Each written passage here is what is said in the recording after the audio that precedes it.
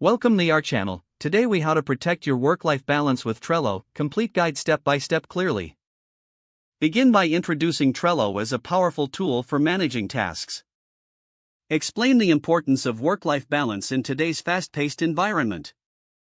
Start by creating a new Trello board specifically for your work-life balance. Name your board something like work-life balance for easy identification. Add lists to your board that reflect different areas of your life. Consider using lists such as work tasks, personal tasks, and goals. Create cards within each list to represent individual tasks. For each card, include specific details about the task, such as deadlines or notes. Use Trello's due date feature to set reminders for important tasks. Incorporate labels for easy categorization. Distinguish between work and personal tasks.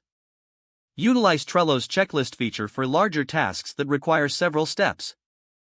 Encourage regular review of your board to keep tasks organized and up to date. Establish specific times to check your Trello board each day. Incorporate a color coding system that aligns with your priorities. Invite colleagues or family members to collaborate if necessary. Make use of Trello's calendar power-up to visualize your timeline. Incorporate deadlines and milestones for both work and personal tasks. Reflect on your completion rate weekly to assess your productivity.